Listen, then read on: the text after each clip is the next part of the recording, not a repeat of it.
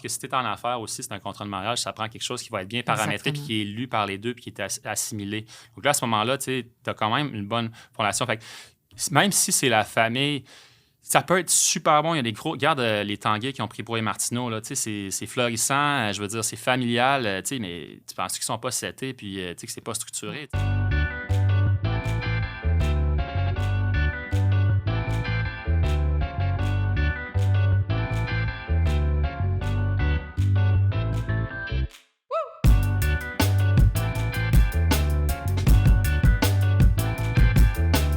Bienvenue dans le podcast Destination Entrepreneur. Je m'appelle Luce Morin, je suis comptable professionnelle agréée depuis plus de 30 ans. Mon parcours, il m'a amené dans le fond à travailler pour des grandes entreprises prestigieuses comme Deloitte, Reebok, Adidas, le groupe Aldo. Puis par la suite, ça m'a permis, avec cette expérience-là, de partir ma propre entreprise, Active Services comptables et fiscaux, en 2011. Dans le podcast, on va vraiment parler de différents sujets. Je veux vous parler de mes expériences, je vais vous parler d'expertise en finance, en fiscalité. On va avoir des invités à chaque mois aussi, des entrepreneurs qui vont nous raconter toutes leurs petites histoires d'entrepreneurs, leurs histoires inspirantes. Ils vont nous reparler de leur parcours, ils vont vous donner des trucs d'entrepreneurs. Fait que je pense que dans le fond, vous ne voulez pas manquer ça. Pour être sûr de rien manquer, moi, je vous invite à nous suivre sur les réseaux sociaux, à nous suivre sur Facebook, sur Instagram, sur TikTok, sur YouTube. Donc, pour être sûr de rien manquer de nos actualités, donc, suivez-nous. Et puis, les liens, dans le fond, vont être dans la bio, ci-dessous. Puis, ensemble, là, je pense qu'on va réussir à libérer votre potentiel pour que vous atteigniez votre destination d'entrepreneur à vous. Je vous souhaite une bonne écoute. Bienvenue à Destination Entrepreneur. J'ai un invité spécial ce matin. Je vous présente Alexandre Nicole. Allô, Alex? Salut, Luce. On s'est connus, dans le fond, nous, quand j'ai ouvert le gym à la Chine, parce que Alex va vous présenter sa compagnie. Et puis, il nous a aidés à monter le gym dans le cas du Sweat à la Chine. Donc, Alex, j'aimerais qu'on commence dans le fond, puis tu nous expliques vraiment. Bon, moi, je te connais, Tonic Performance, mais j'aimerais ça que tu expliques aux gens pour nous mettre en relation un peu, c'est quoi Tonic Performance? C'est à partir d'où, puis qu'est-ce que ça fait? Qu'est-ce que ça mange en hiver? Là? Qu'est-ce que ça fait? Là? Partie de où, dans le sens balbutiement, beginning, début, fondamentalement? Pourquoi j'ai commencé dans cette industrie-là ou Tonic Performance comme tel? Je pense que commence ça peut... par Tonic, puis après ça, on ira plus en profondeur avec toutes sortes de questions. Tonic, aujourd'hui, dans le fond, c'est quoi? Je peux faire ça en accéléré quand même pour partir du début. En fait, bon,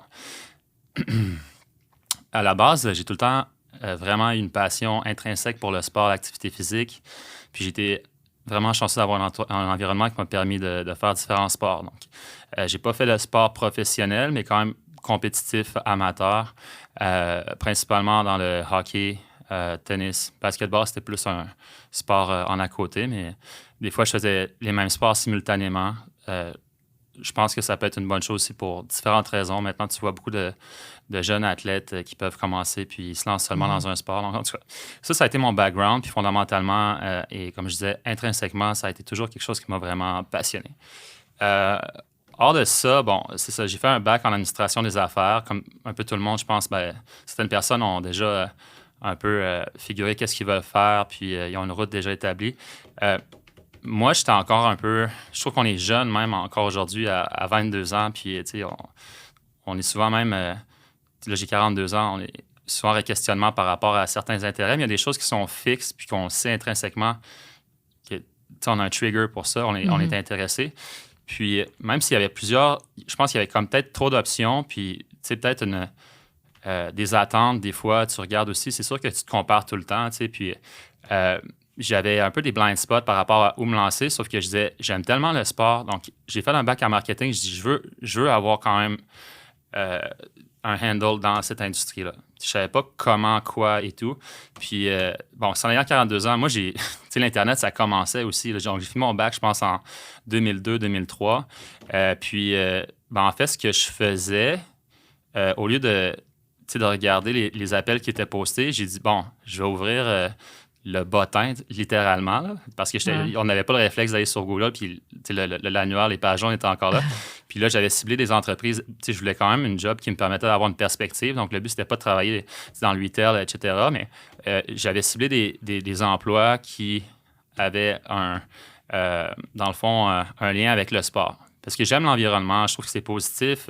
Tu ne vends pas quelque chose qui est toxique pour la société, là, sans nommer que ce soit de l'alcool, des cigarettes et tout. Donc, je pense que quand tu fais quelque chose de bien pour ta job, tu as comme une rétribution, un reward qui va comme toujours être positif parce que c'est tellement multifactoriel au niveau du bien-être de la personne, mais je pense qu'il y a des milestones comme l'alimentation, bien s'éduquer, puis l'activité physique. Il y a plein d'autres choses, là, même pour la santé mentale, mais je pense que quand ça, c'est en ordre, souvent, le reste suit, c'est la fondation. Bref. Puis aussi, j'avais une passion, puis je savais pas qu'est-ce que je voulais faire. Donc, il fallait en assurance, vendre des médicaments et tout, ça aurait peut-être été une option.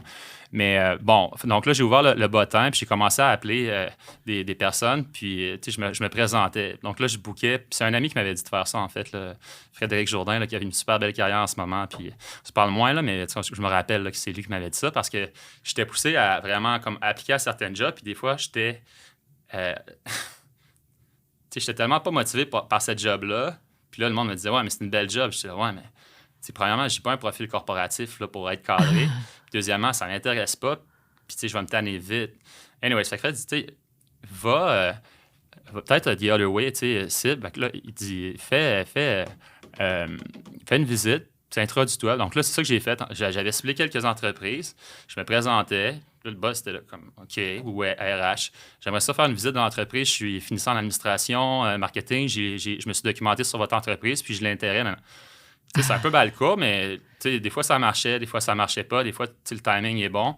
Puis finalement, bon, ben, j'ai eu un bon fit à un certain point parce qu'il y avait une demande. Puis, c'était un open job. Il y avait plein à faire, en fait. Que ce soit un département marketing, j'avais quand même un intérêt aussi pour tout ce qui était commerce international. Donc, monter un private label avec le réseau de distribution, etc., etc. Puis, faire de la vente en même temps. Donc là, finalement, je suis arrivé dans une entreprise qui était comme pas organisée au niveau des départements, puis il y avait tellement à faire.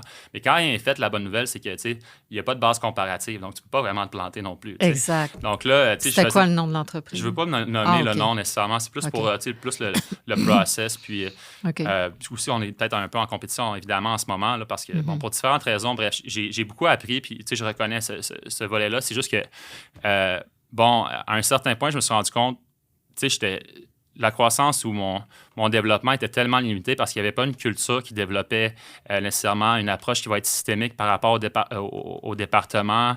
C'était très hiérarchique dû à, disons, mettons, par exemple, une personne qui pourrait travailler à l'entrepôt depuis 10 ans, ben, elle avait un certain salaire versus dans les bureaux, tu pouvais te faire comparer. Je te donne un exemple, mais je ne veux pas développer là-dessus. Le fait, c'est que j'ai travaillé quand même là, après, je te dirais qu'après 3 mois, je savais que ça ferait son temps, mais quand même, j'avais l'occasion d'avoir carte blanche puis d'apprendre sur l'industrie. Puis ça, je le reconnais, puis je ne vais jamais dire le contraire. Sauf que, d'avoir eu... Bon, fait que là, ça, c'est arrivé.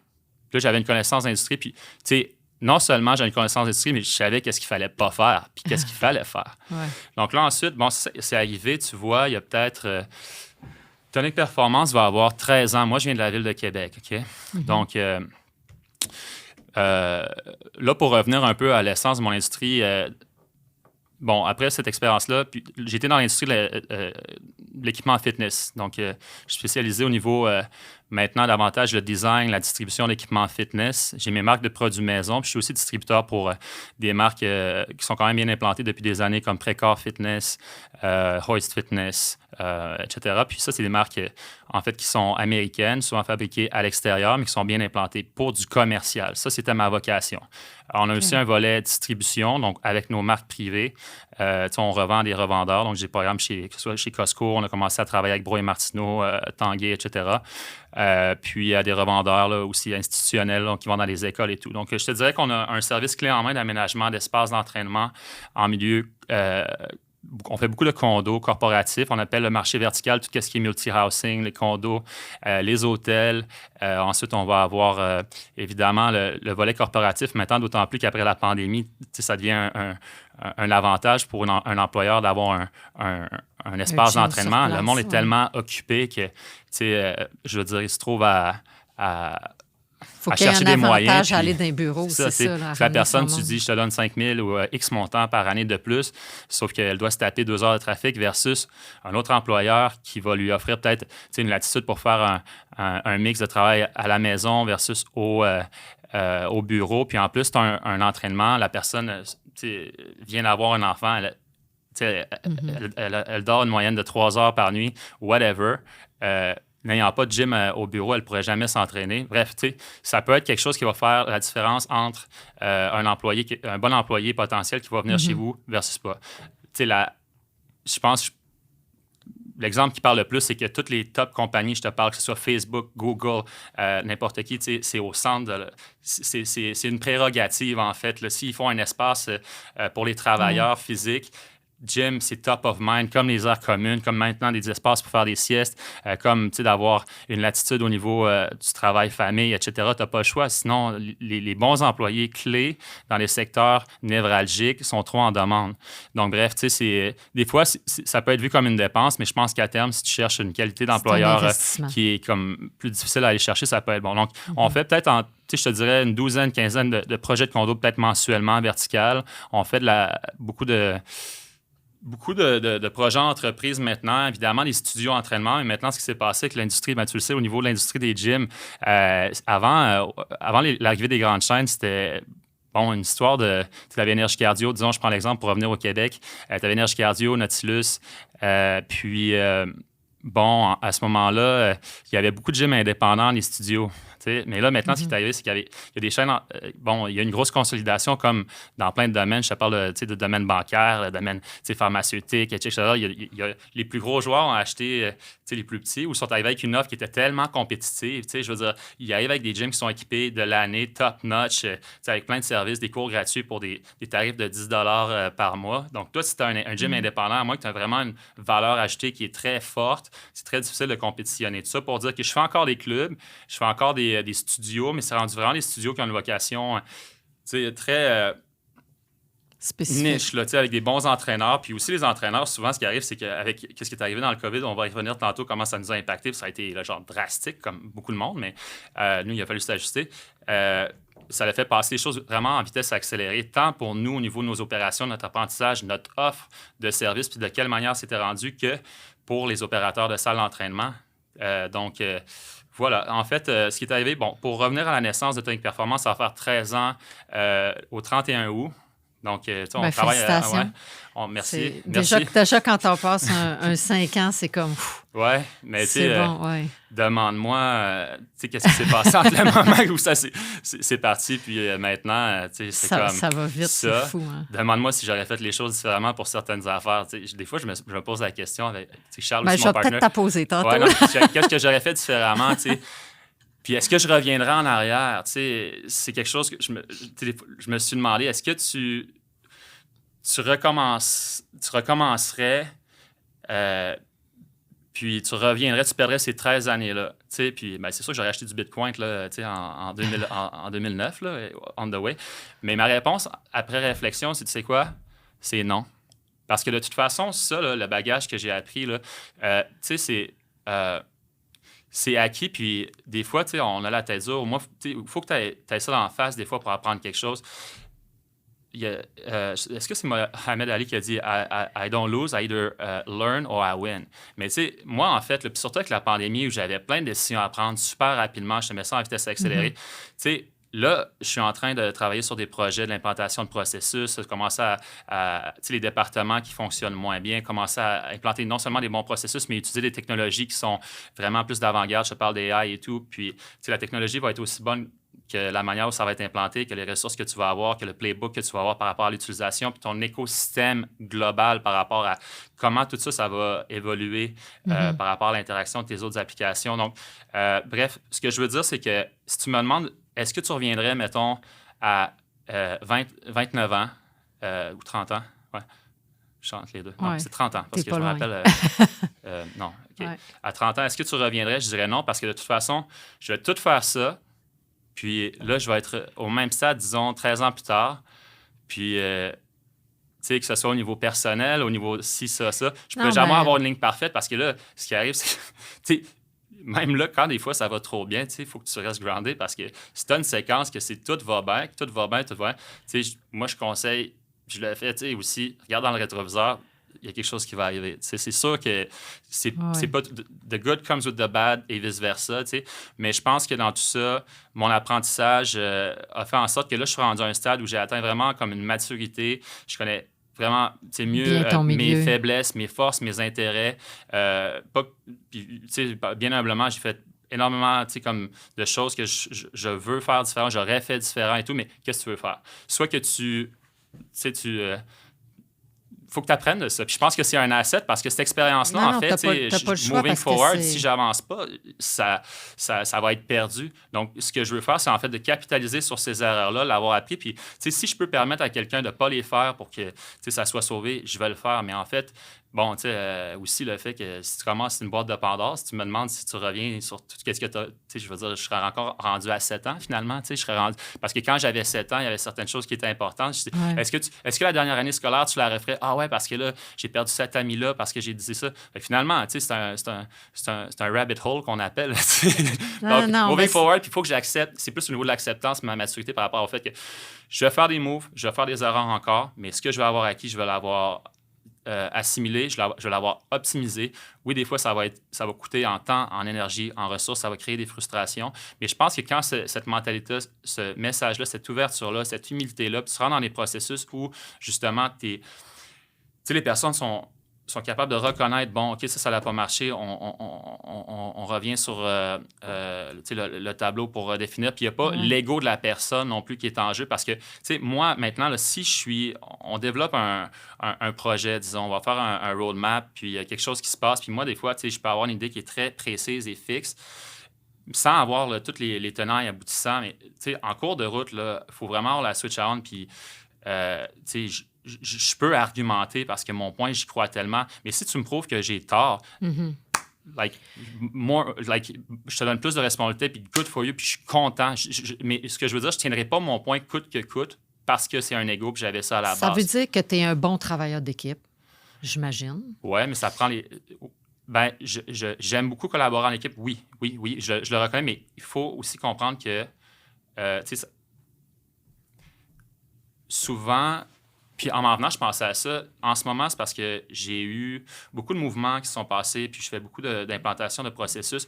Oui, je suis un bon travailleur d'équipe, mais ce qui arrive, c'est que aussi, tu sais, vu que je fais beaucoup de choses, il peut arriver que je crée des frustrations parce que je mets un chapeau, tu sais, que Tu mets pas beaucoup que de je ne veux pas chapeaux. porter, mais tu sais, c'est pas là-dedans que, j'ai le plus d'intérêt, comme où j'ai le plus d'expertise, de passion, de knowledge. Je te prends un exemple. En ce moment, ma passion, bon, OK. Pour commencer, j'ai lancé Tonic Performance parce que je sentais que personnellement, j'étais capé puis je devais commencer à avancer. Principalement, bon, j'ai nommé l'aspect d'approche systémique par rapport à l'implantation de processus. Puis quand ça ne peut pas passer, bien, je trouve que tu es limité. Là, tu peux avoir une croissance, là, dû à un marché qui n'est pas exploité et tout. Parce que ça reste que je suis dans une industrie qui est très niche. Hein, c'est pas comme l'industrie alimentaire, etc., ou pharmaceutique. Il n'y a pas beaucoup de monde qui offre ça.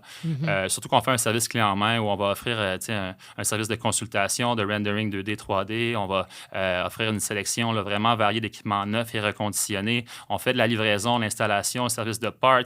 On a 250 ratings 5 étoiles sur Google. Donc, on a quand même une expertise, sans prétention, là, je veux dire. Oh, ouais. Non, mais moi, je veux dire, j'ai versus... fait affaire avec vous autres, puis c'était top. C'était comme... C'était sur la coche, le service était là, puis on avait un super gym. C'est quand même, des appels des fois. Hey, je sais que tu avais travaillé ton projet. C'était un super projet aussi, en tout cas. Donc, ça pour dire que, bon, je reviens. Excuse-moi, je m'écarte des fois parce que, comme je te disais, je saute d'un sujet à l'autre parce que je te donne des brides par rapport à. Mais je sens quand même que tu es quelqu'un de passionné. Ouais. Parce que, tu sais, un entrepreneur aussi, c'est comme tu as la tête partout. Puis, il faut que ça roule. Fait que, tu sais, c'est quand même ça. Mais moi, j'aurais une question. Je vais juste finir Ouais. la première question que tu m'as posée. Je suis Ouais. un travailleur d'équipe. Ouais, j'adore. J'ai un groupe d'amis là, avec lequel j'ai grandi. J'ai été dans beaucoup d'équipes sportives. J'ai des super bons amis que je vois pas assez, évidemment, là, avec les contextes et tout. Oui, c'est juste que des fois, comme je dis, vu que, tu sais, des fois, souvent, en tant qu'entrepreneur, quand tu commences, tu portes beaucoup de chapeaux, bien souvent, moi, en ce moment-là, tu dis que je suis passionné. Mais qu'est-ce qui me passionne? OK, le sport, le fitness, l'activité physique, je mettais ça dans cette bucket-là. Donc, ouais, ça me passionne encore. Des fois, j'ai des périodes. C'est dans mon mode de vie. Quand c'est pas là, puis des fois, je pars des périodes où je le fais pas aussi assidûment. Quand le sport n'est pas dans ma vie, moi, c'est comme il manque quelque chose, OK? Le sport me passionne. Qu'est-ce qui me passionne aussi en ce moment, c'est beaucoup le design de produits, l'architecture. J'aime beaucoup l'art. Je lis beaucoup là-dessus, surtout pendant la pandémie où là, j'avais eu des blessures, puis j'ai commencé à m'éduquer beaucoup, puis mon intérêt pour différents courants artistiques s'est développé, etc. Qu'est-ce que ça a à faire avec le fitness? Je ne savais pas, mais j'ai une passion pour ça. J'ai une passion pour la recherche et développement de produits, mettons, dans mes départements de marketing, là, dans mes départements au niveau de tonique performance. Ce qui me passionne en ce moment, ça va être tout ce qui va avoir attrait à 2 départements principalement. Puis c'est pas que le reste m'intéresse pas, c'est ma business on top. Fait que c'est sûr que je veux être impliqué. Et ma passion va être focalisée sur ce qui va avoir attrait au département marketing, ce qui va avoir attrait aussi au département R&D. Puis là, ben justement, je m'éduque beaucoup en parallèle sur toutes les nouvelles technologies. Je te parlais tantôt de AI. Les process m'intéressent. Faire le blueprint d'opération pour optimiser parce que ça me crée des frustrations puis je veux optimiser. Ça m'intéresse. Est-ce que l'implantation de ces processus-là, le coding et tout m'intéresse? Est-ce que j'adore mon staff, j'ai du super bon staff. Est-ce que la gestion day-to-day des objectifs de tracking et tout, ça m'intéresse? C'est pas ma force, c'est pas mon intérêt fort. Puis, en fait, souvent, ce qui arrive, c'est qu'évidemment, par défaut, ben là, si tu dois porter ce chapeau-là pour X raisons, comme je disais, quand tu commences, tu mets tous ces chapeaux-là, ben là, tu te fais mettre aussi d'en face que ça ne marche pas. C'est sûr que le réflexe, c'est bon, il faut que tu trouves des solutions, mais oui, je suis travailleur d'équipe, c'est juste que c'est pas la prérogative d'être un bon travailleur d'équipe, ça va être de pouvoir reconnaître aussi c'est quoi ses forces, puis pallier à celle-ci avec que ce soit mettre les bonnes personnes en place. Des fois, tu peux avoir un super bon joueur, il est juste c'est un bon défenseur, puis il est forward, ben il faut que tu tweaks, puis tu trouves un remplaçant, puis tu travailles sur les processus. Donc là, en ce moment, je suis là-dedans, vu que la business est vraiment en mouvance, post-pandémique. On a eu une belle ride pendant la pandémie, évidemment. Là, la demande pour les produits d'entraînement à la maison a explosé. C'est ça, parce que là, vous autres, vu que les gyms étaient fermés ou même le domaine de la construction était comme un peu en stand-by. Complètement. Fait que vous autres, vous n'aviez plus de contrat, dans le fond. Là. Complètement. Ouais. Puis en plus, là, c'était drôle parce que je vais te compter c'est un autre podcast, quasiment. non, en fait, ce qui est arrivé, c'est que c'est drôle parce que, on entendait le variant s'en venir de Wuhan, là, puis on voyait que ça s'en venait et tout. Puis, je me rappelle, je parlais à un de mes amis qui est exécutif là, pour une grosse business, puis il disait, quand ils ont annoncé, quand ils ont commencé à annoncer que potentiellement, il pouvait y avoir des fermetures, nous, on ne saisissait pas c'était quoi l'ampleur de ça. Moi, je me rappelle, j'étais allé à Québec, puis la fin de semaine, c'était comme un vendredi, puis vu qu'on était notre bail était à échéance, on devait commencer à bouger, puis on considérait acheter, on était avec BDC, on est allé voir des locaux, puis on y pensait sérieusement, tu sais. Puis on avait 2 bonnes opportunités quand même. Là, j'étais allé à Québec. Là, en tout cas, juste te dire comment c'était drôle, comment on n'avait pas saisi la vague, le tsunami qui s'en venait. Je parlais de mes amis, ils disaient bon, enfin, tout va être fermé, on va pouvoir travailler ces projets qui sont tout le temps latents, un peu en back burner, plutôt que d'être tout le temps ces opérations. Je disais, ouais, c'est vrai. Là, finalement, je reviens le lundi. Fermeture. Fait que là, premièrement, le marché industriel était super serré. Donc là, j'avais des suivis. Est-ce que tu veux procéder et tout? Regarde, moi, je suis blind en ce moment. Là, c'était 7 h du matin, le bureau il ouvrait à 9 h. Je ne sais pas ce qui va se passer avec tout ça. Là, je veux voir je veux processer ça. Là. C'est très nouveau. Je ne peux pas acheter et me mettre la pression en ce moment par rapport à ça. Là. De toute façon, tout le monde était un peu sur le qui-vive, là, puis voir qu'est-ce qui va se passer. Donc là, Puis moi, en même temps, ben, tu sais, je devais sortir. C'est difficile de négocier une relocalisation. On était sur le boulevard Hymus à Kirkland, puis on avait 22 000 pieds carrés d'entrepôt, plus un autre petit entrepôt à la Chine, là, peut-être 4 000 pieds carrés. Donc, tu sais, je cumulais à peu près un genre de 25 000, 26 000 pieds carrés. Puis là, j'étais, tu sais, quand tu es en train de magasiner un local industriel, tu peux négocier 1 mois, 2 mois gratuits, mais c'est des gros rents, puis tu peux pas commencer à magasiner 1 an d'avance. Puis moi, il fallait que je bouge le stock. Donc, tu commences normalement avec des fenêtres, là, réalistement, de 6 mois, c'est déjà long. Tu sais, quand tu es rendu à 5, 4, 3, ben, parce que quand tu signes, tu confirmes. Tant que c'est pas signé, c'est pas confirmé, parce que il y a tellement peu de locaux. Donc, moi, je cherchais un genre de sweet spot de 20 000 à 25 000 pieds carrés de 1. Puis là, le propriétaire, en tout cas, c'est super sympathique. Là, c'est juste que vu la demande, bon, mon rent il est passé peut-être quand on est déménagé au début, peut-être en 2012. J'avais signé peut-être en 2013. Ouais, on avait signé un genre de 8 ans. Puis j'avais signé peut-être à 6 le pied carré gross, là, ou 6,50, là, puis plein de mois gratuits et tout. Là, ils montaient ça à 25 le pied carré, parce que je voulais juste signer pour 1 an, vu que je voulais gagner du temps. Je voulais voir, je dis, gars, je vais me prendre 1 an extra, puis je vais voir qu'est-ce qui arrive avec la pandémie. Il dit, ça va être 30$ le pied carré. C'est comme, je passe d'un rent comme. Ça n'a pas de sens. C'est de l'industriel. Ouais, c'était trop. Fait que là, moi, j'avais eu ces conversations-là avant la pandémie. Quand là, ça l'a kické. Fait que là, je reviens, là, mettons, à Montréal. Je viens d'apprendre que les gyms sont fermés, tout est fermé. Puis moi, en fait, ma vocation, j'ai même pas un e-com qui est transactionnel encore. Je focus vraiment, là, mais on est connu quand même au niveau de la consultation, de l'aménagement d'espaces d'entraînement, puis de la distribution. Puis ça, c'est notre core business. Mais on travaillait en parallèle sur le launch de notre e-com. Donc, quand c'est arrivé, ça, c'est drôle parce qu'on a lancé notre plateforme web comme la semaine avant.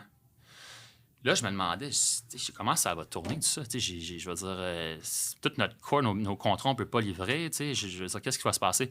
Là, 9 heures, si j'ai pas eu 700 appels cette journée-là, je veux dire, on n'a pas eu un. On avait un line-up de genre 2 heures pour venir chercher des poids, des dumbbells, etc. Puis c'était drôle parce que là, j'étais encore en train de dire, ben ouais, mais là, j'ai le rent. Qu'est-ce que je vais faire avec l'entrepôt? Je venais de dire que, bon, on peut pas déménager pour acheter, etc. Là, le propriétaire, Mike, le super sympathique, là, finalement, c'est juste qu'il il est très... il est très au marché, puis c'est sûr que lui, il a une business aussi. Il doit être cohérent. Fait qu'il m'avait monté ça comme ça. Là, il a joué hardball un peu. I respect that. Il me rappelle, il dit, hey, là, man, je veux dire, ça marche ton affaire? Non, il dit, ma famille veut des gyms, peux-tu m'équiper? Je dis, ouais, pas de problème. Fait que là, il commence à m'envoyer du monde, tu sais. Donc là, j'étais OK, VIP, là, quasiment un bon deal. Hein. Fait que là, je disais, hey, Mike, là, ça faisait comme 2-3 personnes qui m'envoyaient, puis je donnais le Prime Service VIP. Je disais, hey, Mike, by the way, là, je comprends que tu dois réajuster, puis que ça fait pas ton affaire que je prends juste 1 an versus quelqu'un qui pourrait signer pour un long terme, vu le marché. Mais tu peux juste me donner un petit break, s'il te plaît? Donc, finalement, il a dit, OK, mais pour 14$, tu peux rester là une autre année. Donc là, au moins, c'était ça. Puis là, ça a été comme la folie. Genre, on s'est adapté. On a dû composer aussi avec, évidemment, les variants du monde à la maison, au niveau des travailleurs, des cas. Même si on faisait attention, là, on bâtissait un peu, je reprends l'expression, on bâtissait l'avion pendant qu'elle volait. Ouais. Donc là, suivant ça, ben c'est ça. On a fait que là, tu es tombé parce que dans le fond, avant, tu n'en faisais pas de gym ou tu ne vendais pas au niveau personnel. Oui, mais c'est juste que je vendais. En fait, c'est drôle parce que il y a 2 choses. Tu as de l'équipement de qualité maison entry level. Tu as de l'équipement de qualité commerciale. Quand tu t'entraînes dans un espace d'entraînement, c'est de la qualité commerciale. Dans un gym, c'est de la qualité commerciale. C'est le monde qui veut de la qualité, je veux dire, s'entraîner à la maison, ils vont vouloir magasiner avec un distributeur commercial pour s'équiper à la maison, ça va être bien mieux. Puis, honnêtement, là, ça coûte très cher acheter cheap parce que, souvent, premièrement, au niveau de l'usage, c'est vraiment pas agréable. Tu vas moins t'entraîner parce que c'est pas agréable non plus. Un elliptique, tu vas t'acheter tu t'entraînes dans une classe de spinning. Okay? Disons un exemple, un cas de figure. Quelqu'un qui s'entraîne dans une classe de spinning. Bon, disons, elle va avoir, je te prends un modèle, tu t'entraînes dans un Nautilus, tu vas t'entraîner avec un Kaiser M3i, etc. C'est un super bon bike, c'est une bombe. C'est un vélo, par exemple, qui vaut peut-être avec le reconditionné, le high-low, 1400 $, jusqu'à 2500 $. Et c'est une bombe. Là, la personne s'entraîne là-dessus, puis elle dit, bon, ben là, je vais m'entraîner à la maison. Fait que là, c'est pas parce que tu t'entraînes à la maison que tu veux ce vélo-là à la maison. Là, c'est comme si tu dis, je m'entraîne à la maison, je vais prendre un entry level. Donc là, le monde va s'acheter à l'occasion, qui sont pas c'est leur première expérience. Moi, je l'ai déjà fait aussi, là, à la limite. Mes parents, tout le monde. Donc là, tu achètes un vélo entry level, puis c'est pas la même affaire. Finalement, tu l'utilises pas. Non. Là, tu en rachètes un bon après. Fait que, ça coûte cher. Ou il brise, puis là, c'est un fournisseur qui disparaît, tu n'as pas les parts. Fait que, en bout de ligne, là, juste pour mettre ça fast track, achète de la qualité, pas besoin d'être de la top qualité, on a du reconditionné, etc. Mais l'autre chose, c'est que quand tu vas vouloir revendre, éventuellement, tu es tanné de faire du tapis roulant et tout. Si tu as un brand, un appareil qui est là, que tu as encore les parts, ton appareil a une valeur sur le marché. Si tu achètes un appareil, puis je ne veux pas nommer de détaillant et tout, de marque, etc., mais si tu achètes une marque qui est d'entrée de base et tout, ben là, je veux dire, premièrement, tu l'achètes, il est dans ton coffre. Oublie le service, souvent c'est décentralisé. Tu appelles le détaillant, puis il va donner un numéro 1-800. Nous, on prend en main le turnkey. Premièrement, je ne vends pas de marque qui n'existe pas. Là, je vends juste des top brands, puis je vends les top brands dans le reconditionné. C'est comme, franchement, tu vas magasiner une voiture, tu vas magasiner un BMW, une voiture de prestige. Est-ce que tu vas aller acheter la BM Certified Pre-Owned chez Joe Blow, qui a un dépanneur, qui va faire ça correct et tout? Tu vas aller chez le dealer, pour un même prix. Puis en fait, souvent, on est moins cher parce que j'ai les pièces de service au cost. Fait que la personne qui n'a pas ses rabais avec le distributeur, qui n'a pas elle va trouver des points de contournement. Là, mais moi, on fait une bonne job. On a un taux de retour qui est tellement faible, même avec le reconditionné, que ça vaut la peine. Puis non seulement ça, c'est que toute la job est refaite avec un processus, des techniciens qui sont certifiés. On a un paintball professionnel. Je pense qu'on est les seuls au Canada. Là, on a investi là-dedans parce que aussi avec les émanations, il fallait protéger. Bref, j'en étais où? Étant étant que là, il y avait des grandes files, puis vous avez pris le tournant, dans le fond, vraiment de vendre aux particuliers. Puis moi, je l'ai vécu aussi parce que je l'ai faite, la file aussi. Parce qu'effectivement, les gens qui s'entraînaient, qu'on le veuille ou non, les gyms fermés, tu es en plein hiver, là, tu te dis, c'est pas vrai que je m'entraînerai plus. Moi, je n'ai besoin dans ma vie, je m'entraîne 5 jours semaine. Fait que c'est clair que c'était même pas une option. C'était comme, OK, j'appelle Alex puis Charles, puis c'est sûr que moi, je m'en vais m'acheter un rameur puis un skieur. Puis je me suis occupée. Backorder pendant 6 mois. C'est ça, c'est fou, là. Ouais. Le monde ne comprenait pas, on a tellement de pression des fois, mais... c'est parce que toi aussi, là tu as eu... Je dis la pression, c'était comme ça partout au début, il y avait une incompréhension, puis surtout, de nos jours, le monde est tellement habitué d'avoir... Tout partout dans les magasins aussi. On dirait que pendant le COVID, là, ça leur a ramené les choses à l'autre parce que la personne qui, normalement, raccroche ou ne veut pas écouter, même qu'elle appelait n'importe où... il n'y en avait pas nulle part. Non, c'est ça. Fait que toi, il y avait un défi d'inventaire aussi, là, quelque part. Puis j'ai eu des gros mandats avec Costco aussi, parce que je vendais déjà à Costco. Puis là, il y a un gros programme pour vendre des dumbbells hexagonaux. Puis finalement, Costco, il faut comprendre, ils ont Costco US, évidemment, Costco World, là, Mexique principalement, puis c'est des gros drivers, puis Canada qui fonctionne bien, c'est énorme. Puis il y a un programme qui ont commencé en Roche. Ils ont commencé en rush, en fait, pour avoir des ensembles de dumbbells. Je pense qu'il y avait deux programmes.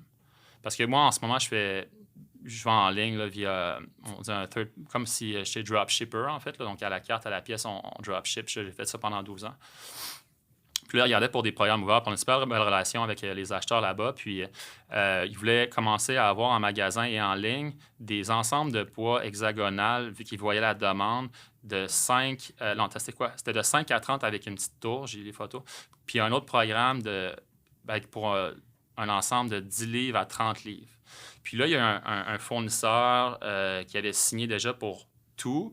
Sauf que François a dit, garde, je t'ouvre la porte. Si tu veux Canada, on peut y aller. Mais c'est fast-paced, il faut que ça se passe là. Puis, tu sais, Costco, quand tu rentres, en fait, il faut que tu fasses tes tests au niveau... tu as une charte de critères, là. Fait que il faut que tu travailles avec, disons, TUV Rainland, là, au niveau du plomb. Ils font des tests à l'intérieur. Mais moi, j'avais des... Tu sais, ça fait quand même, je vais dire, 16 ans, 17 ans que j'ai des bons... que je vais souvent faire mon sourcing. Les produits de poids, ça vient de la Chine, là, principalement. Là. Il y en a quelques-uns qui sont fabriqués ailleurs, mais majoritairement, principalement, là, c'est tout de la Chine, de Qingdao, Nangdong, Rizhao, name it. Donc là, j'avais des bons contacts. Non seulement ça, des super bons contacts, ça fait longtemps. Ils savaient que je vendais déjà chez Costco.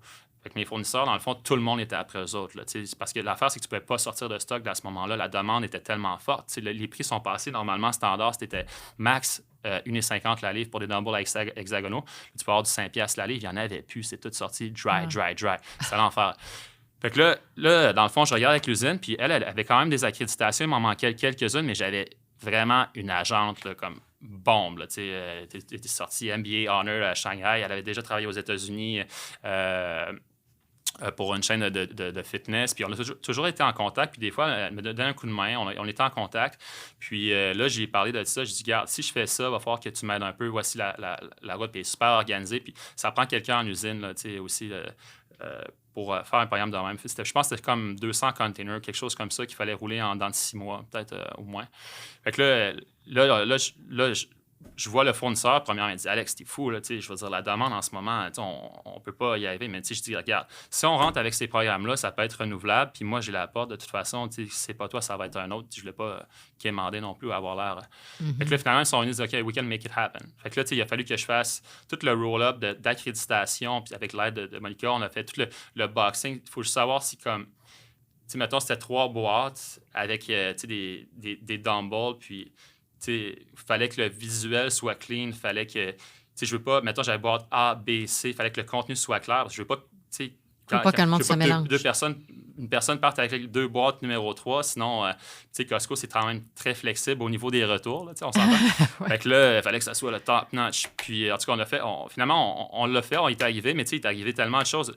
Finalement, Costco avait de la misère à sortir les containers parce qu'il y avait un shortage à un certain point. Juste, pour donner un autre fait, là, moi, qui importais avec des fournisseurs régulièrement là, de Chine, je payais un container complet, mettons un 40 pieds High Cube 3700.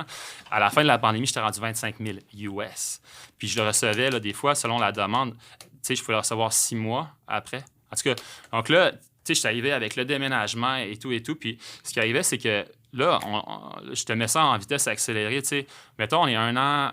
On a eu l'été qui était plus relax, là, suivant là, l'arrivée de la pandémie et tout. Ouais. Puis là, ça a recommencé un peu à l'automne. Tu te rappelles, il y a eu d'autres fermetures pour la dernière qui a été, je crois, la dernière a été en janvier 2022. Exact. Ou décembre 2021. Moi, j'ai décembre 2021. Tout le monde l'a attrapé. C'est ça. Ouais, tout le monde l'a attrapé. Ouais. Puis on était. Puis juste, à ce moment-là, on pouvait juste te dire, mettons, OK, pour revenir au programme de Costco, ça a super bien été. Tu regardes, moi, là, je viens de me faire un petit compte TikTok, là, mais tu sais, jadis, je ne l'étais pas. Il y a de mes amis qui me dit, hey, regarde ça. Là, je suis rendu, j'ai eu une vidéo qui a été prise par une personne, un membre de chez Costco. Il y a du monde qui suit ça. Les dumbbells étaient tellement chers, il n'y en avait pas. Souvent, qu'est-ce qui arrive, qu'on se rendait compte, c'est qu'il y avait tellement de sets sur Marketplace. Ils vendaient les dumbbells, mettons, 1,30 la livre. Quand le market price, premièrement, il n'y en avait pas, c'était comme 2-3 $. Fait que le monde achetait chez Costco les sets, puis il revendait sur Marketplace. Là, il y a eu une vidéo sur TikTok. Tu peux ça regarder, je te l'enverrai. La vidéo a 1,2 million de views. Tu sais, il y a quasiment 33 200 likes et tout. Moi, j'étais c'est quoi ces stats-là? Si on a, genre, en ce moment... si j'ai 100 likes là, sur un post, là, comme wow! Mais je veux dire, on a fait des concours là, où on n'était pas familier à ça, c'était géré à l'interne pour les posts, mais bref, tout était crazy, incluant ce genre de choses-là. Ouais.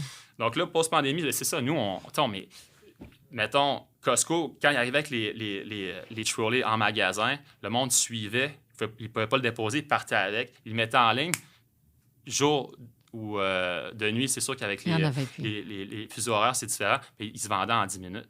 Ça, c'est-tu des dumbbells sous la marque de Tonic Performance? Ou je ne les ai pas brandés. OK. Non, je n'ai pas brandé souvent parce que j'ai... je trouve que je pourrais commencer, mais je vais sûrement commencer, mais je trouvais que c'est un produit générique. Puis souvent, ce qui arrivait, c'est que quand j'ai commencé, en fait, je vendais un peu à des compétiteurs qui sont devenus des partenaires d'affaires et tout. Ouais. Mais c'est sûr que d'en avoir qui ne sont pas brandés dans l'industrie, c'est assez standard. Puis ça fait en sorte que là, je ne peux plus revenir en arrière parce que tu ne peux pas avoir un set avec des logos d'autres noms. Fait que, quand j'ai commencé, vu que je travaillais avec des personnes qui ne voulaient pas promouvoir ma marque parce que maintenant, avec Internet, tu peux commander partout. C'est quoi Tonic Performance et tout. J'ai commencé comme ça. Puis ça ne me dérange pas parce que ce pas des produits qui ont un edge nécessairement. C'est tellement comme Asis, c'est des bons dumbbells. Il n'y a pas de...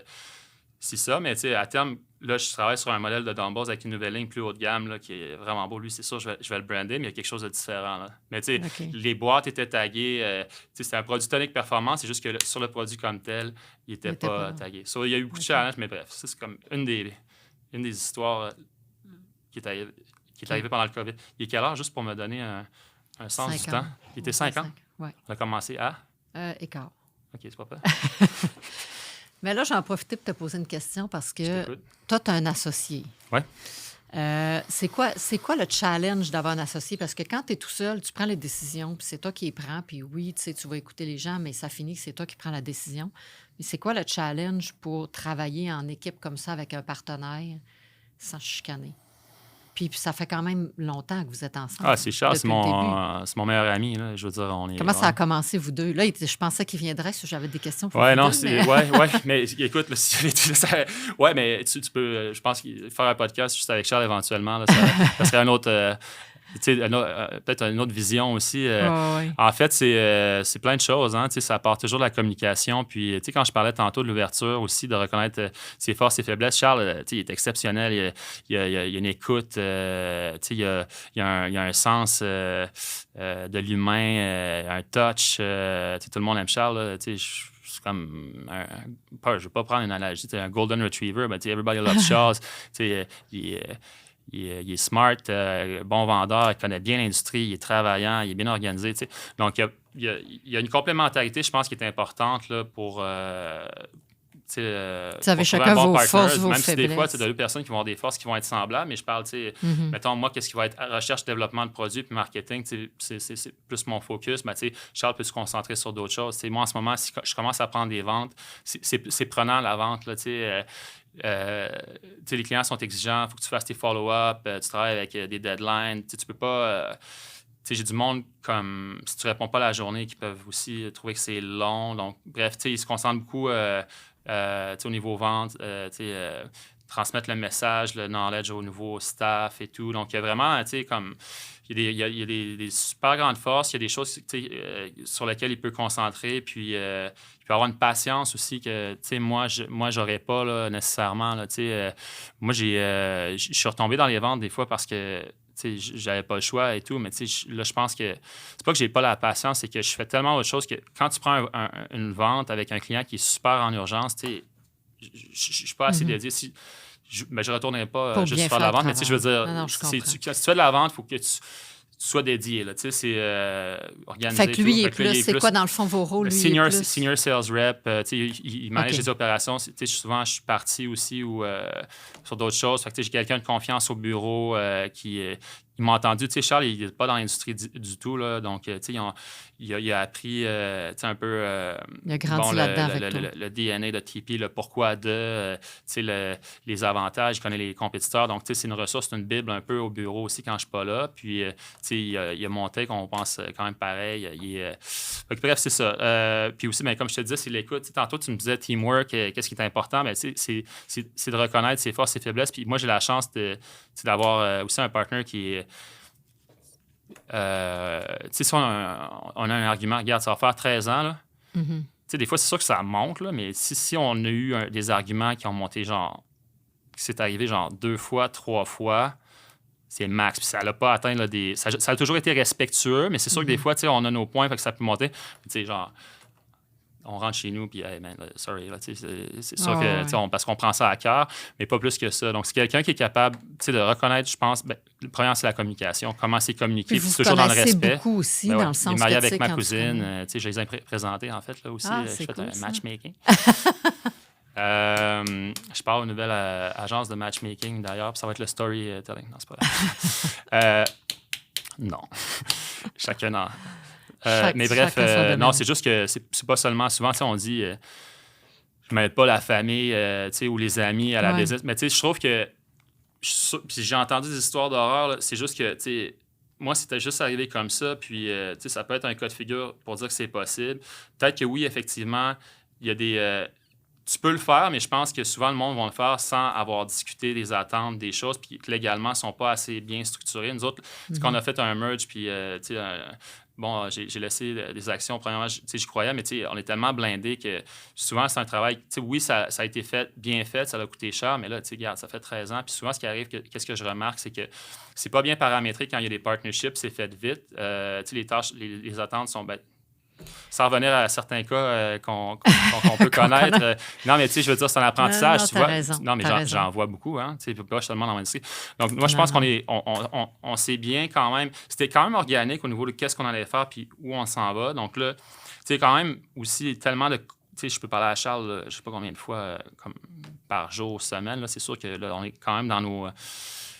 Non, mais je te comprends parce que quand tu connais aussi quelqu'un, c'est vrai qu'il y a les désavantages d'être proche de quelqu'un parce que tu te permets des fois d'en dire plus, mais d'un autre côté, que tu te connais tellement que c'est plus facile aussi après ça de communiquer. Puis tu sais jusqu'où tu peux aller, ce que tu peux faire ou ce que tu peux pas faire. Mais aussi, j'overstep pas dans ses affaires à un certain point. Je le laisse gérer comme lui va me laisser. Puis on s'en parle, on se tient au courant. Mais ces temps-ci, c'est parce que tu as plein d'affaires récemment. Puis là, je sais que de part et d'autre, on en a là, beaucoup. Donc là, ça donne lieu à des échanges là, pour plein de choses aussi qui s'en viennent. Ce que je veux dire, c'est que, bon, premièrement, ça passe par la communication. Ça prend idéalement quelqu'un qui va complémentariser ou qui va être une force pour l'entreprise. Il faut que ça soit bien paramétré, puis ça revient tout au workflow, à la charte, la description de tâches. Puis je pense que si tu es en affaires aussi, c'est un contrat de mariage, ça prend quelque chose qui va être bien paramétré, puis qui est lu par les deux, puis qui est assimilé. Donc là, à ce moment-là, tu as quand même une bonne fondation. Fait que, même si c'est la famille, ça peut être super bon. Il y a des gros. Regarde les Tanguay qui ont pris pour les Martineau. Là, c'est florissant. Je veux dire, c'est familial. Mais tu penses qu'ils ne sont pas setés puis que c'est pas structuré. Je veux dire, il y a plein de cas là, qui peuvent être comme d'un côté comme. Je t'ai fait d'un côté comme l'autre. Je pense que c'est comme dire. Moi, j'aime pas Laval, disons. Là. C'est pas vrai, là. Non, mais disons, j'ai juste visité 2 centres d'achat puis j'ai été dans le trafic. Ouais, mais quelqu'un qui habite à. Je vais t'amener là, je connais pas. Donc, je donne ça comme exemple parce que, il y a des manières de faire les choses, puis il y a des perceptions qui peuvent être dues à, tu as entendu ci, ça, mais exact. Le fond des choses, c'est que, est-ce qu'il y avait de la clarté par rapport aux tâches? Est-ce qu'il était légalement? Est-ce que c'était fair? Est-ce que les deux ont travaillé dans la business? Tu fais une business, il y a du verbal, finalement. La personne, elle prend les clés, elle s'en va à l'extérieur, elle dit, bon, genre la business, si, ça. Je veux dire, comment ça a été fait? Donc, je pense que c'est pas tant est-ce que c'est possible de faire la business avec un ami ou une famille, c'est plus le how to. No matter if it's with a friend or like family, comment, c'est quoi les prémices à engager une discussion pour partir une business, puis de savoir c'est quoi les fondations, les prérequis pour que ça se passe bien, puis de dire non à faire une business avec un ami ou une famille juste parce que c'est ça, je pense que tu peux te couper des belles options, tu sais. Oui, effectivement. Versus savoir le how-to, puis bien te protéger, puis que ça soit clair. Après ça, au moins, tu peux suivre ça. Mais tu sais, moi, c'est mon take, puis je suis sûr qu'il y a plein d'autres choses qui rentrent en compte, mais je pense qu'à la fondation, il y a ces choses-là. C'est ça qui fait que toi, ça fonctionne. Dans le cours des choses, d'être prêt, comme je te disais, tu m'as demandé, pour revenir un peu à ma réponse, est-ce que tu es un bon travailleur d'équipe?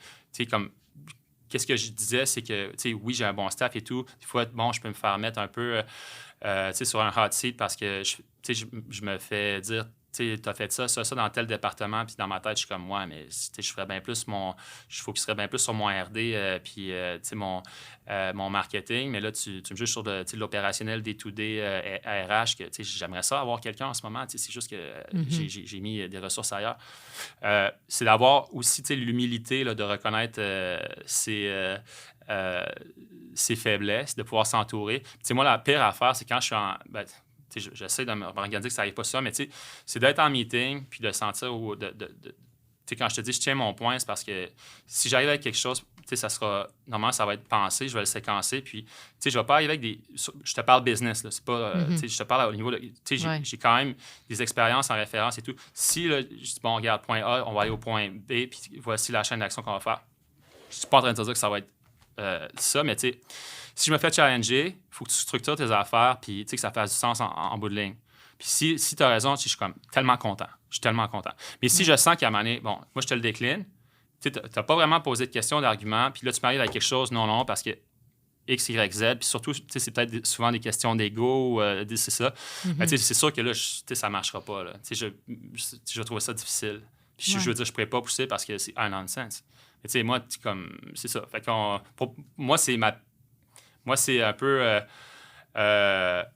ma prérogative pour être avec, que ça soit, dans le fond, que ça soit agréable bien. Aussi, là, puis que ça fasse du sens, puis que tu veux progresser, c'est d'être avec quelqu'un qui va être compétent, qui va être curieux, qui va vouloir progresser, mais aussi qui va me challenger, puis qui ne va pas être fixe sur des idées par ego ou parce que c'est quelque chose autre que qu'est-ce qui ferait du sens pour le bien commun. Fait que ça, c'est important.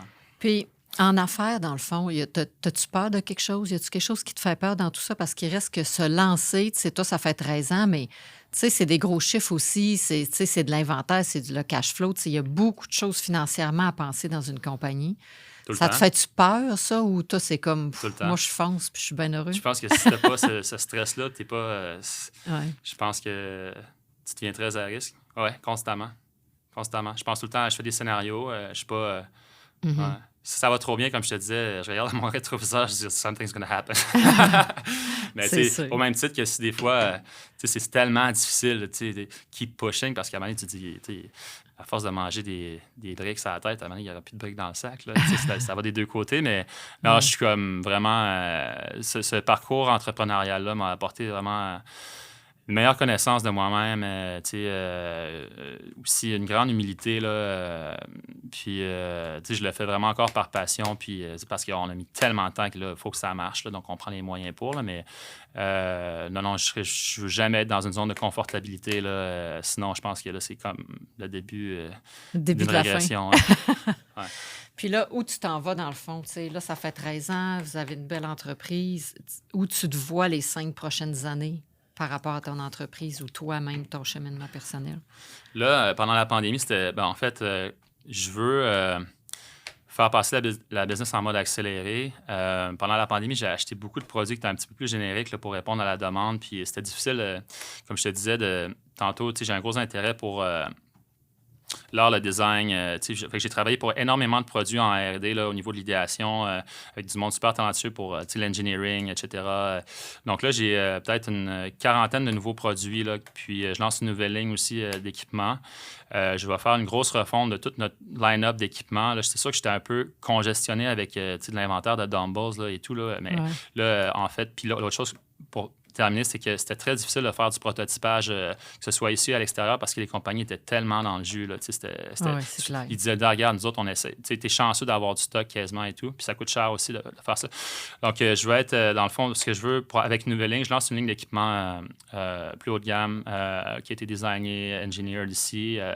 Avec un volet plus haut de gamme, si tu veux, ça va être différent. Donc, je vais lancer ça. Puis aussi, je serais fait beaucoup de produits là, pour faire une mise à jour, là, parce que là, je veux dire, moi, je vends du hard goods. Donc là, c'est temps qu'on mette ça à la page. Mais j'ai fait le travail en amont. Donc là, on a j'ai fait un gros travail aussi de recherche de bons fabricants, de fournisseurs.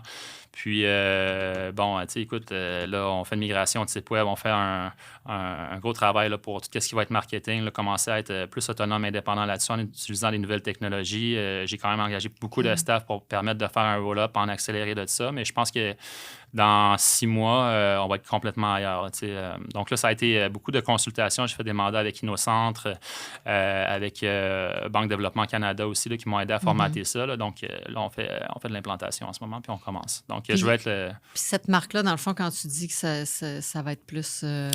En fait, c'est une ligne d'équipement, c'est EQTR, qui est une contraction d'équipementier. Okay. C'est une ligne d'équipement qui va avoir... c'est qui ton marché, c'est ça? Ça va être à qui tu vas vendre ça? Beaucoup.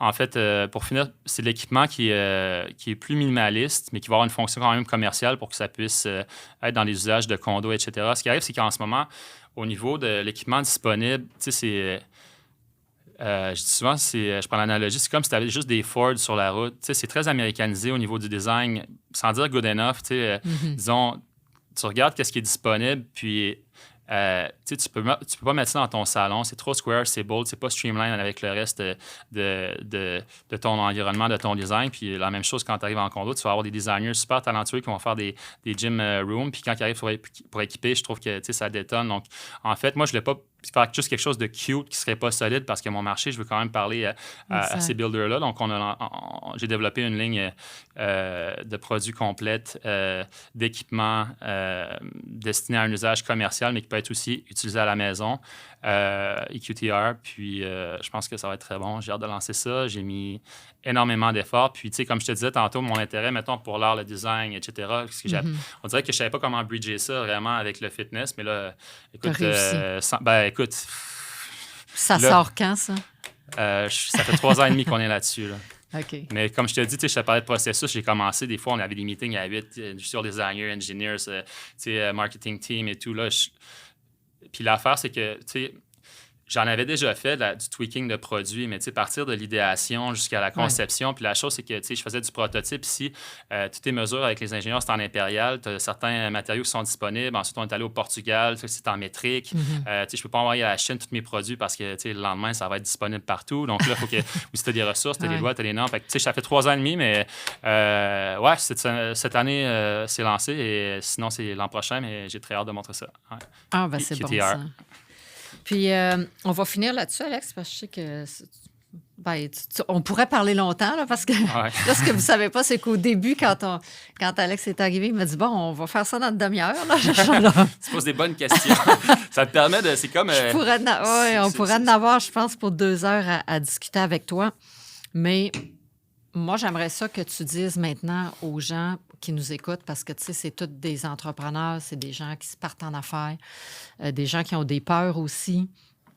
Qu'est-ce que tu suggérerais, dans le fond, à quelqu'un qui se part en affaires? Le Alexandre qui est parti à 22 ans puis qui s'est lancé, qu'est-ce que tu lui conseillerais de, tu sais, un truc à mettre dans sa valise pour atteindre sa destination à lui puis se rendre à son sommet, là? Un truc? Ben, ça peut être plusieurs. De ne pas avoir peur de faire d'erreurs. Puis quand tu pars de ne pas rusher pour partir d'une business qui n'a pas de sens. Avant de faire...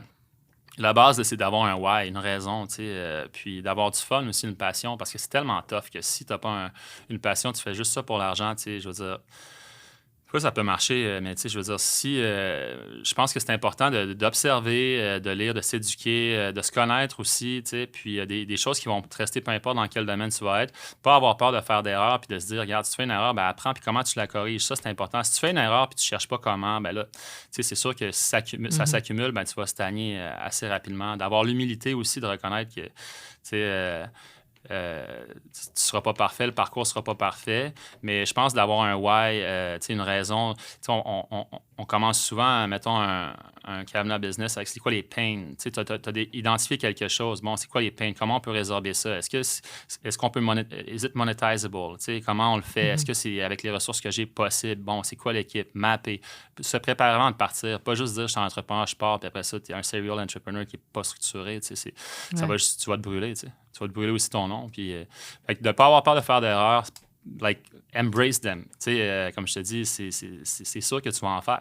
Mais c'est d'apprendre de ça, puis mais tu peux en prévenir beaucoup. Tu peux en prévenir, s'éduquer par rapport au processus, regarder les nouvelles technologies qui sont disponibles, les essayer, consulter. Il y a plein d'organismes qui peuvent aider aussi. Je pense au CLD, c'est un jeune entrepreneur.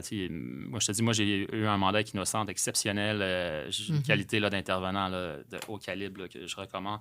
Donc, c'est de toujours rester curieux aussi. Puis ensuite, ça fait ça plus en qu'une fait chose, pas mal. C'est toujours un working progress. Moi, je suis non, c'est clair. C'est clair, on apprend tout le temps. C'est ça la beauté. Puis comme tu disais, on sort de notre zone de confort continuellement en étant entrepreneur. C'est élastique dans la zone de confort. C'est d'arrêter de des fois puis moi, avant de sauter, je me faisais des scénarios, mais tu sais, à un moment donné, tu fais pas mon premier appel. Souvent, ce qui arrive, c'est qu'il y a aussi, je veux dire, tu as beaucoup de monde qui vont être inconfortables, puis tu vas échanger, tu dis, OK, où est-ce que tu veux être? Première étape, là, où est-ce que tu voudrais être? Mm-hmm. La personne n'est même pas capable de mettre le point. Là, on s'entend là, que c'est la première chose peut-être à faire, ou de se définir un semblant de profil sans dire que ça va être extrêmement explicite. Où est-ce que je voudrais être? OK, là, tu es ici. Au moins, là, on vient de mettre un point. OK, là, c'est quoi le premier pas, la première étape que tu ferais pour se rendre au point-là? Ben là, tu sais, la personne, elle commence. Là, tu sais, elle a son visuel. Initialement, elle ne savait pas où est-ce qu'elle voulait. Ben, je ferais ça. OK. Une fois que tu as ça, pourquoi tu ferais ça? Ben, parce que je vais faire ça. OK, note-le. Après ça, boum, boum, boum. Puis là, elle va commencer à voir que, tu sais, c'est plein de petites étapes qui vont s'accumuler avec un certain plan pour atteindre quelque chose, un objectif qu'elle n'a pas. Tu ne pars pas une business si tu n'as pas d'objectif. Ou, tu sais, c'est juste pour faire du cash parce que tu veux avoir une plus grosse voiture plus rapidement que ta gang d'amis, tu sais, ou whatever. T'sais, ça va te rendre heureux pour un temps, puis après ça, ben, il va y avoir quelqu'un qui va avoir un plus gros char, puis tu vas te pogner. C'est ça. Tu vas te pogner avec une business. Mais anyways, that's that. Ben, écoute, ça a été très agréable. Ben, ça m'a fait plaisir. Merci d'avoir accepté l'invitation. Merci de l'invitation. Tu diras bonjour à Charles, puis je vous souhaite vraiment que le succès continue. Puis j'ai bien hâte de voir ta nouvelle gamme qui va sortir. Si, j'ai hâte de vous présenter ça. Ben, merci. Puis à la prochaine, au prochain podcast. Merci.